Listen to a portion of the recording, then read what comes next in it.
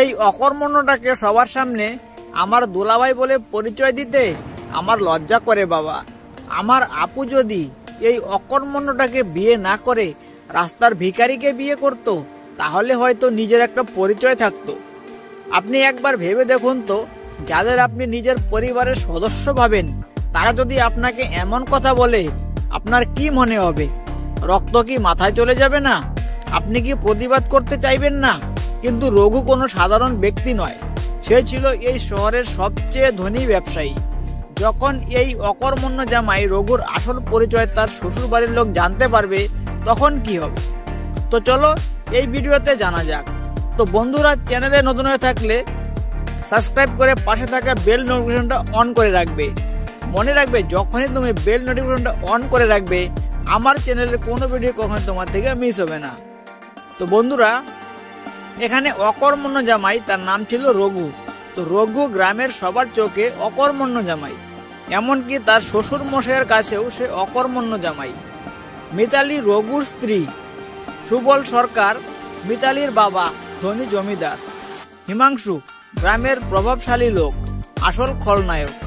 গ্রামের লোকজন বলে সুবল সরকারের বাড়িতে বড় আয়োজন। মিতালির বিয়ে হয়েছে 1 বছর হলো। জামাই রঘুকে অনেকেই পছন্দ করে না, কারণ রঘু বেশি কথা বলে না, কারো কাজে নাক গলায় না, সারাদিন নীরবে বই পড়ে, কখনো আবার বাইরে বেরিয়ে কোথাও যায় কেউ জানে না।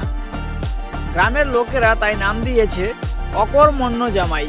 সুবল সরকারও মেয়েকে মাঝে মাঝে বলে, তোর জামাইটা তো কোনো কাজকর্ম করতে চায় না, ছেলের ঘরটাও ঠিক থাকে না। মিতালি শুধু চুপচাপ বলে, বাবা, রঘুর মতো কিছু আছে, সে ইচ্ছা করে লুকিয়ে রাখে, কিন্তু কেউ বিশ্বাস করে না। হঠাৎ একদিন গ্রামে গুজব ছড়ায়, হিমাংশু নাকি গ্রামের জমি দখল করতে শুরু করেছে। যে প্রতিবাদ করবে তাকে ভয় দেখানো হচ্ছে। এক রাতে সুবল সরকারের গুদামে আগুন লেগে যায়। সবাই বলে হিমাংশুর লোকজনই করেছে, কিন্তু কেউ কিছু প্রমাণ করতে পারে না। যেদিন গুদামে আগুন লাগে, সেই রাতে কেউ একজন অন্ধকারে দৌড়ে বেড়াচ্ছিল।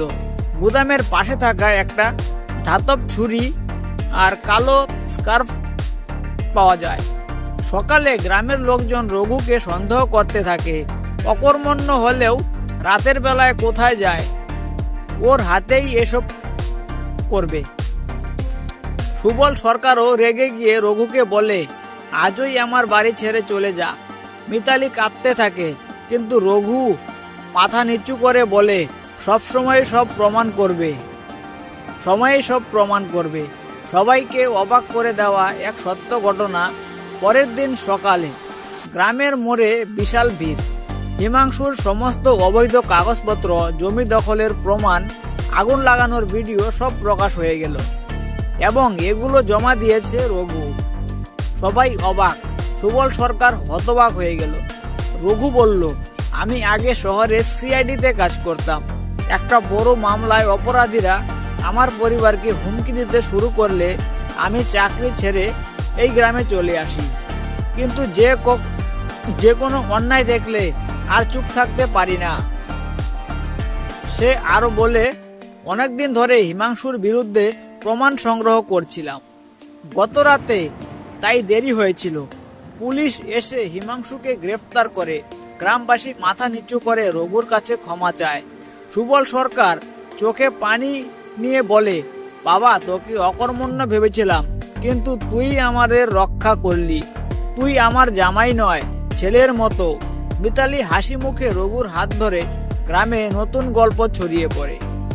অকর্মণ্য জামাই নয়, গ্রামের আসল নায়ক। মানুষকে তার কাজ দেখে বিচার করা উচিত নয়, গুজব দেখে নয়। মৃদু রহস্যময় সুরে এই শহরে একটা কথা খুব প্রচলিত ছিল, মিতালি জামাইটা খুব অকর্মণ্য। কারো চোখে সে ছিল অলস, কারো চোখে বেকার, আবার কারো চোখে শুধু এক বোঝা।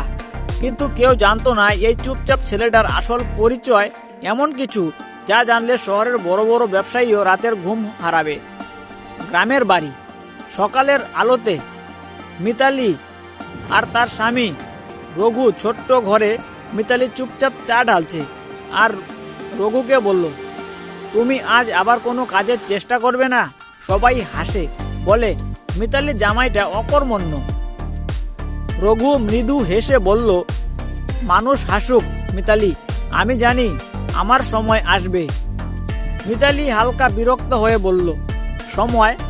তুমি 3 বছর ধরে সময়ের অপেক্ষায় আছো রঘু। আমার বাবাও এখন তোমার মুখ দেখতে চান না তোমাকে।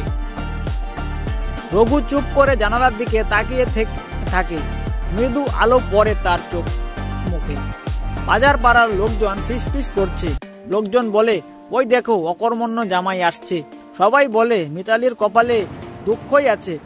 লোক বলে শুনি নাকি তার নাকি বড় কিছু ব্যবসায়ের পরিকল্পনা আছে, এবং সবাই হেসে ফেলে। রঘু কিছু না বলে সোজা হাঁটতে থাকে। মুখে শুধু এক রহস্যময় শান্তি। শহরের প্রান্তে পুরনো গুদামঘর।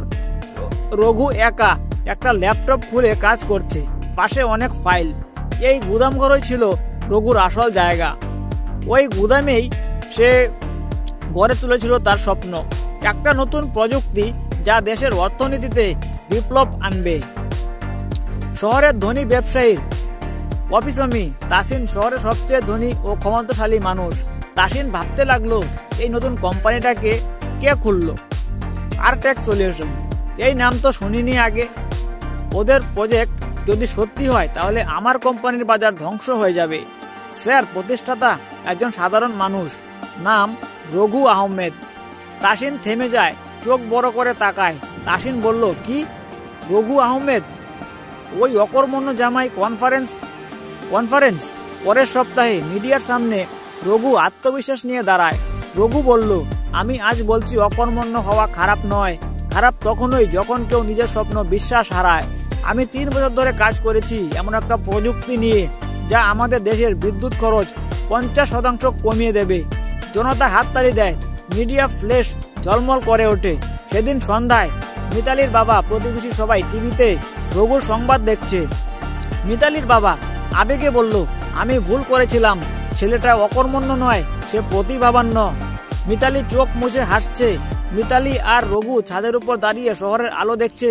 মিতালি বলল, তুমি সত্যিই বদলে দিলে সবকিছু। এখন সবাই তোমাকে সেলুট দেয়। রঘু হাসি মুখে বলল, না মিতালি, আমি বদলাইনি, শুধু সময়টা বদলে গেছে। সবাই তাকে বলতো অকর্মণ্য জামাই। যে ছেলেটাকে কেউই গুরুত্ব দিত না, সেই ছেলেটা একদিন বদলে দিল পুরো শহরের ইতিহাস।